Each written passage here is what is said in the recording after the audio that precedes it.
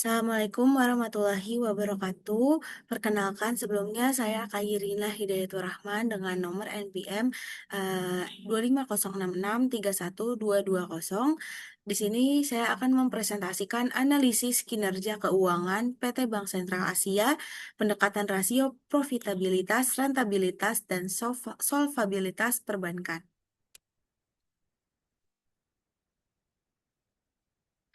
Yang pertama, tinjauan kinerja BBCA, yaitu sebagai pilar utama perbankan swasta di Indonesia.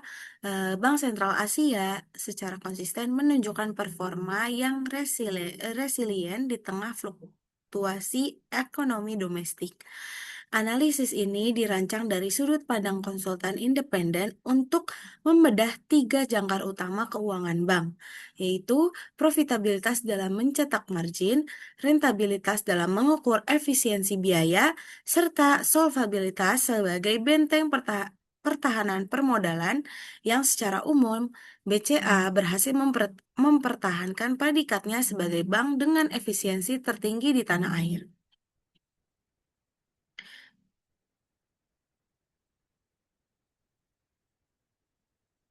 Lalu, yang pertama ada mengukur efisiensi operasional melalui rasio rentabilitas. Rasio rentabilitas menguji seberapa terampil manajemen BCA memutar modal kerja dan menekan biaya operasional demi melahirkan keuntungan. Tolak ukur utama yang digunakan adalah rasio BOPO atau biaya operasional terhadap pendapatan operasional dan NIM, Net Interest Margin. BOPO, yaitu rasio BOPO secara konsisten berada di bawah kisaran 60% sampai 65%, jauh lebih rendah daripada rata-rata industri perbankan nasional yang berada di atas 75%. Hal ini mencerminkan bahwa operasional BCA berjalan sangat efisien, didorong oleh digitalisasi yang memangkas biaya transaksi fisik. Lalu ada NIM, Net Interest Margin. Margin bunga bersih BCA stabil di kisaran 5% sampai 5,5%.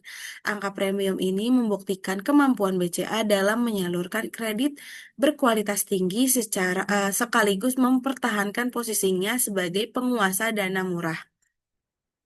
Yang kedua, ada rasio profitabilitas dalam pengembalian modal dan aset. Dari pandangan investor dan pemegang saham, profitabilitas diukur dari seberapa produktif setiap rupiah aset dan modal yang tertanam mampu dikonversi menjadi laba bersih yang siap dibagikan kembali dalam bentuk dividen. Lalu di sini ada ROA atau Return on Asset. Nilai ROA BCA berada di kisaran 3-4%.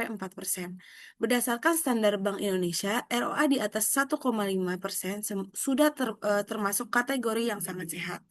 Capaian BCA ini membuktikan bahwa aset raksasa yang dimiliki teralokasi pada sektor produktif secara optimal. Lalu ada ROE, Return on Equity, yaitu tingkat pengembalian modal saham BCA bergerak impresif di kisaran 18% sampai 22%. Angka dua digit yang tebal ini menjadi alasan mengapa saham BBCA dihargai premium oleh pasar global karena mampu melipat gandakan modal pemilik jauh di atas laju inflasi harian. Yang ketiga ada mengukur ketahanan risiko melalui rasio solvabilitas.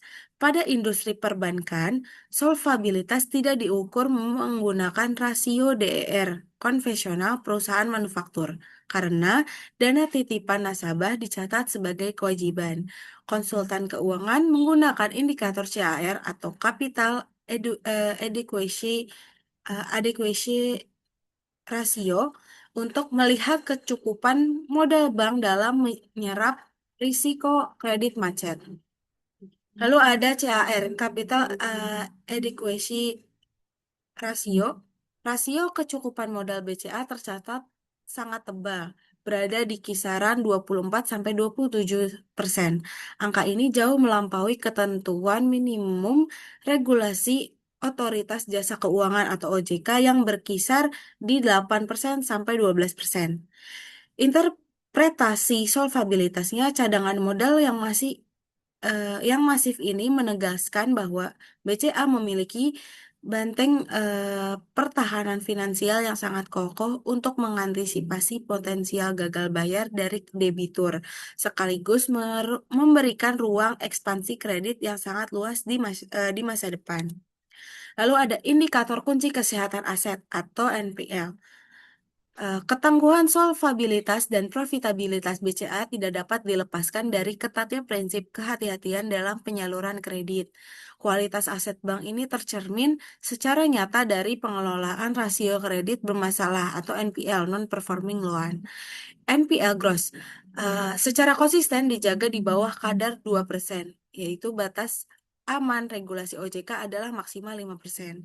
Analisis konsultan, pengendalian NPL yang ketat ini menjadi motor penggerak efisiensi karena BCA tidak perlu mengalokasikan beban percadangan atau provisioning yang terlalu besar di laporan laba rugi, sehingga laba bersih dapat mengalir secara maksimal. Kesimpulannya, berdasarkan analisis tiga pilar keuangan utama, PT Bank Sentral Asia berada dalam kondisi finansial yang sangat sehat. Efisiensi, biaya operasional atau rentabilitas yang luar biasa menjadi fondasi utama bagi pencapaian laba bersih atau profitabilitas yang berada di level premium industri. Ditambah dengan struktur permodalan solvabilitas lewat rasio CAR yang tebal dan NPL yang rendah. BCA memiliki ketahanan sistemik tinggi terhadap guncangan makroekonomi, menjadikannya standar emas industri perbankan nasional. Baik, terima kasih. Terima kasih sebelumnya dan mohon maaf bila ada kesalahan. Wassalamualaikum warahmatullahi wabarakatuh.